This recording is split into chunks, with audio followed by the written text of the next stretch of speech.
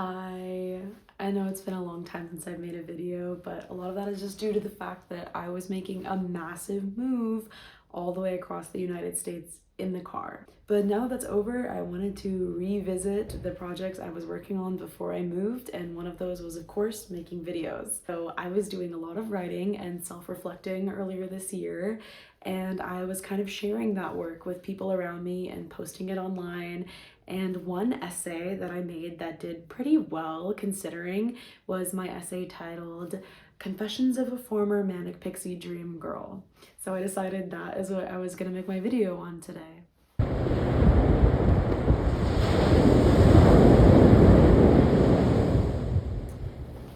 All of this started when I was going through a backlog of my old writing, and I discovered an old digital diary that I kept around the ages of 11 or 12. This diary was really intriguing to me because typically when I look back through my writing, I'm able to remember being the person that was writing that, or I can still recognize my voice. But this version of myself, I do not remember being, and it was extremely interesting to see this side of myself that I forgot that I was. Reading this diary made me start thinking about all the other versions of myself that I've been and how I've somehow shifted from authentic self to authentic self all throughout my life. And I begin to think about how I think that we're born knowing who we are and then we get confused as we grow up. It feels like everybody is handing you a recipe that's meant to give you the person that you are, and yet none of them really explore who you are on the inside. It's mostly external. Think about Gen Z or other young generations online who are constantly bombarded with changing trend cycles like cottagecore, e-girl, whimsy goth, visco girl, all of these things that require you to buy things and look a certain part so that you can be you. But are you really being you? Thinking about this, I began to analyze every version of myself, and I've been a lot of things. I've been a tomboy, a girly girl, a pick-me girl, a man-eater. I've been all these different versions of myself, and yet overarchingly, inescapably, I feel like I've fallen into one trope or category in particular, and that is the manic pixie dream girl. For anyone that doesn't know what a manic pixie dream girl is, it's typically a stock character in fiction meant to support a leading role, typically a male, and the manic pixie dream girl is, well, a girl. And even though she's quirky, she tends to be really flat and not have a lot of deeper themes explored within her. She's really just like a spicy love interest. And when you go into pop culture, I think that a manic pixie dream girl typically tends to be the same thing. It's usually a negative thing. It's kind of like a pick-me girl, or like you're being quirky for male attention. And when I look back on myself, if you had told me I was being a manic pixie dream girl, I would have been really offended because I thought I was being myself. But upon reflection, that's not what it was at all. So I began to wonder, do we choose to be manic pixie dream girls, or are they served to us?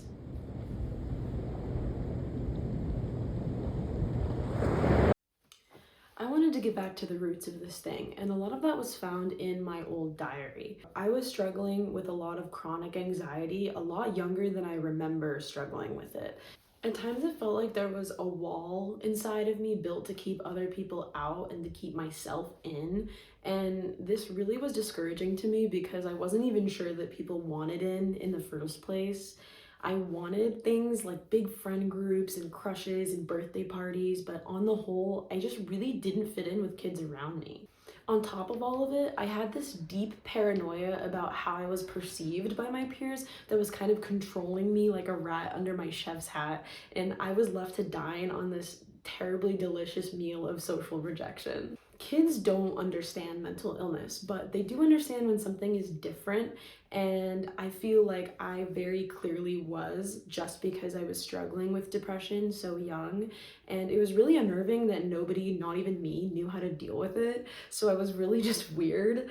I feel like a lot of people feel like they're weird when you're a kid, you know, it's always hard to fit in, but it's something else entirely when your peers feel confident enough to come up to you and let you know that you're actually really weird. It was really confusing to me that this was happening because, like I said before, I really wanted to fit in. So I ended up getting really sad and subsequently really bitter.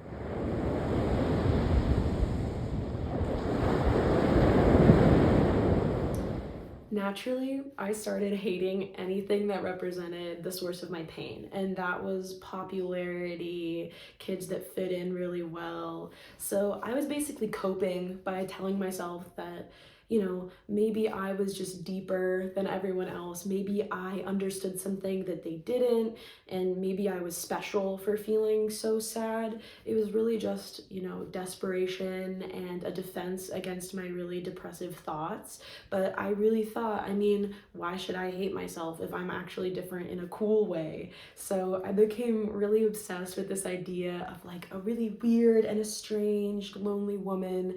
And I began to seek out movies and books and any media I could that would hold this type of woman in a positive light. The first book I really found that fell into this trope was Jerry Spinelli's Stargirl. I remember reading this book for the first time so vividly because of the way that it spoke to me. I mean, Stargirl wasn't written to be depressed, but I really related to her because she was creative and weird and rejected by her peers, and it was kind of just everything I was experiencing minus saying the quiet part out loud. So I felt like that book was written for me. There was something especially tantalizing about Stargirl, though, that I had never considered before at the age of 12, and it's something that middle-aged white male authors love to write about. And it's the idea that a sad girl can be romantic, a broken girl can be desirable, a weird girl can be cool, especially to a male love interest. Stargirl is and was the first manic pixie dream girl I had ever really come across, and without realizing that's what she was, I was dead set on being just like her. It's worth it to know that where I went wrong here was really just that I was on a very slippery slope.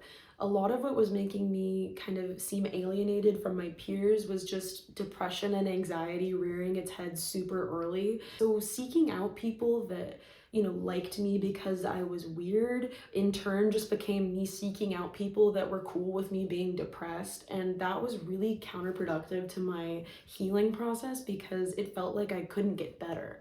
It felt like I had to kind of preserve this really sad part of me because I was afraid that it was the only thing that made me interesting. I also wanted to go the extra mile and just start accentuating any part of my interests or my style that were weird because I really wanted to play that role. So any sort of trait of mine that I'd been suppressing before for fear of being weird, I began to highlight them. I wanted to be as strange as possible.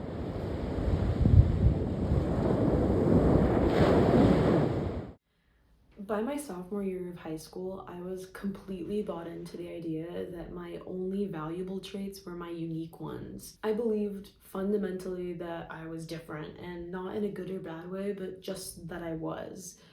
I almost needed to be different because without it, I had no idea who I was. My questions started straying away from who am I and a lot more into who is everybody else just so that I could turn around and do the complete opposite. And in that way, it kind of just became all about optics, and maybe it always had been. You know, how do I look presented on a platter? Like I said before, it makes sense that these identities are based in consumerism. I needed to buy the clothing and I needed everybody else to buy into it for me.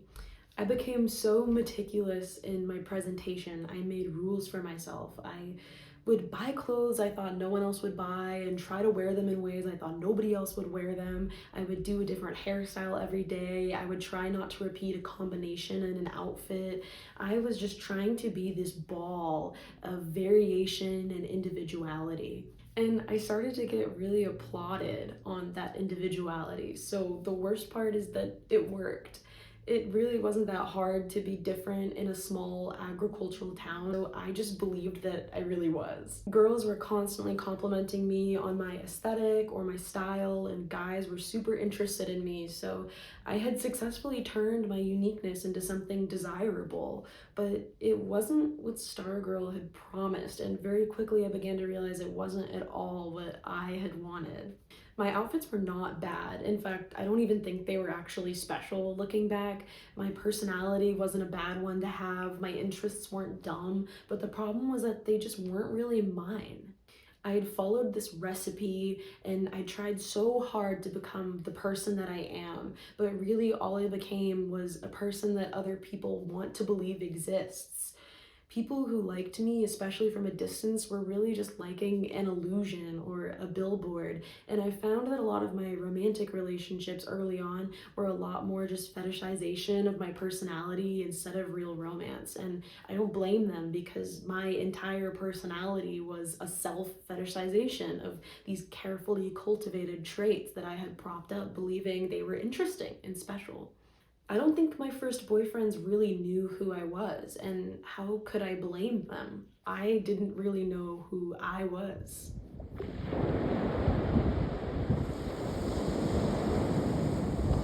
So, in the end, what I'd really become was a manic pixie dream girl. I played the part and followed that recipe.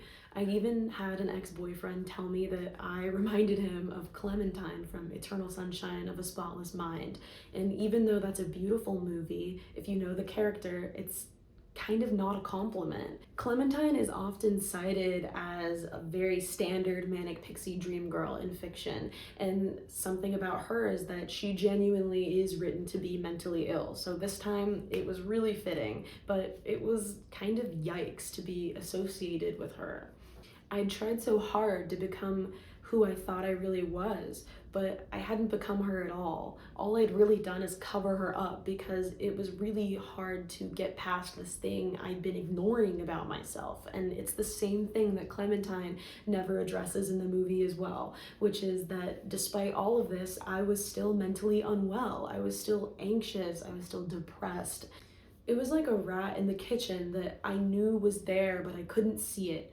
It was so hard to face this part of myself, so I had just hoped that I didn't have to. I had dressed it up and created these false faces as a distraction, but no matter how hard I tried, my depression would seep through at random. Any romantic relationship I had at this time just wouldn't end that well. And part of it was because teenagers are terrible in relationships, but I think a lot of it was also just that any guy I dated would eventually have to stop seeing me as whatever idealized cool girl he saw me as and be faced with this kind of depressed, paranoid mess that was hiding behind her. This sort of rejection was a lot more painful than it had been in elementary school. It was a lot more personal, and I started to get really upset. I felt like I'd been betrayed and lied to, because not only did Stargirl serve something inedible, but it was something also intangible. Stargirl doesn't exist. Clementine doesn't exist. Alaska from Looking for Alaska doesn't exist. Ramona Flowers from Scott Pilgrim versus the Forces of Evil. None of these girls actually exist because all that they are is shallow recreations by the minds of men.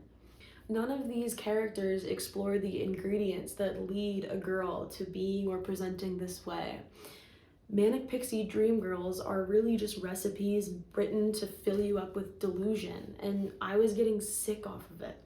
So I got really fed up of all of the bullshit, especially the type I was feeding myself. I remember so distinctly going home one day and standing in front of the mirror, just looking at all my clothing and makeup and accessories and thinking, like, none of this is me. This is all just stuff.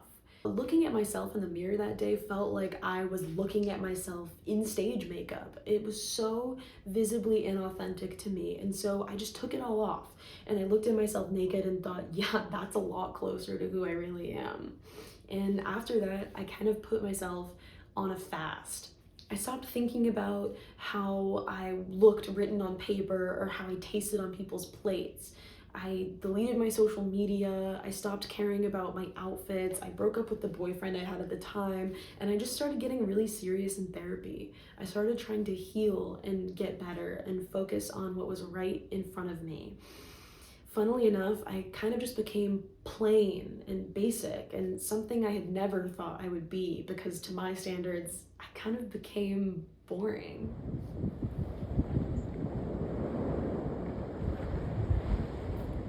I sat in this dormant period of low self-expression for about 3 years, until maybe last spring, when I realized it had been a really long time since I had spent hours planning an outfit the night before, or doing my hair, or obsessing over a social media post. It had been so long since I had been thinking so deeply about the way I was perceived, or considering the person that I am. As I began to think about that and considered all of the time I had spent since being that way, I began to realize something really beautiful and kind of magical. By removing myself out from under the microscope of a label, I removed the pressure and allowed myself room to breathe. I stopped thinking about who I am or who I was gonna be, and just started thinking about what I wanted to do. And so instead of having been all of these things, I ended up doing a lot of things. And now I can say I've swam in the ocean, I've laughed with my friends, I've talked with strangers, I've made art, I drove across the entire country. I worked really hard to heal the parts of me that were hurting before, and in the process, I have become the person that I am, because she was really just there the whole time. She was like a mule shoved to the back of the freezer, or maybe a vine strangled by weeds, but she was still there. I just needed to give her room to breathe. So I started dressing up again and doing my makeup and experimenting with how I want to express myself. But this time it's just without the pressure of feeling like I have to get it right every time and the first time. This time around and from now on, I'm just hoping to keep doing what I like, whether that be something unique or painfully boring, because being real, I'm both, and I like being both. I always have been both.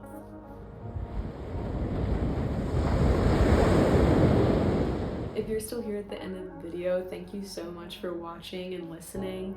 The most rewarding part about sharing my writing has just been hearing about how it resonates to other people. So if you relate to this experience, or you just want to share your own, feel free to do so in the comment section. If you want to read the full unfiltered essay, you can do so on my Substack, which I'll link below. And if you enjoyed content like this, or you just want to see more, feel free to subscribe, because I want to make more content like this. Thank you so much again for watching, and I'll see you soon.